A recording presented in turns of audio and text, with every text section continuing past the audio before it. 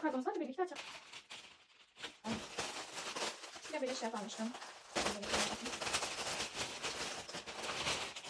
Aa bir şeydi.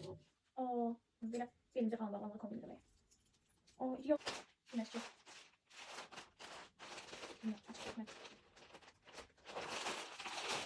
Aa he. Bunun için bir de şalvar almıştım. Aa giyinmeye kenar şalvarını koydum. İşte yaxşıdır. Şöyle sandım. Aa bu pijama dəstəyi. Bir pijama almışam. Aa şeydi. Beğendim bunu. Böyle dəstə. Biraz iyi giyinmeye falan. Pijama. Şey. Aa tayt indi hatırladım. Aa tayt bulmuştum. Bu arada her yeri aktardım. Her yeri. O kadar yere baktım ağ taytlara. Hiç yerden tapa bilmedim. Ona göre temizden sipariş verdim. Ama bu ağ değil aklı. Ağdı bu.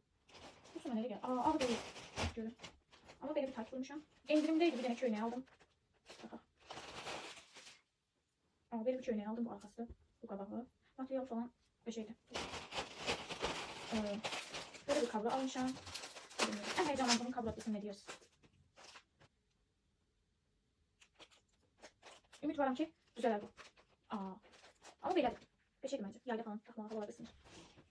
Böyle bir bilmirəm nədir bu. Nədir? Bu arka olbaqdır. Böyle bir olbaq almışam.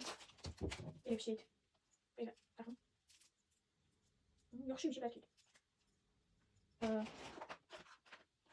Nədir ki? Şimdi bakın nədir. Aa eynək.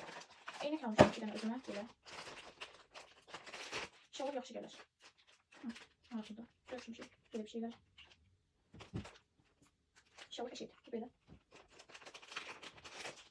Bu da farklı bir şey olması diyesen. Tamam bunların farklı nedir? Hadi eşit. Başka ne almışım? Bu kadar tutuyor.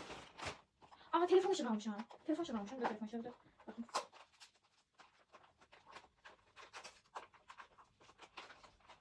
İçinden çıkartabilsem. Evet şey çıktı. Bu herhalde tutacak falan. Böyle bir şey geldi. Bunu herhalde sabitledik böyle. Dursun bakın. Aa bunu sabitledik. Daha ben yanlış. Yandı. Derecesi de artıp azalır. Böyle bir şeydi inşallah görürsünüz. 3 forması ve derecesi var.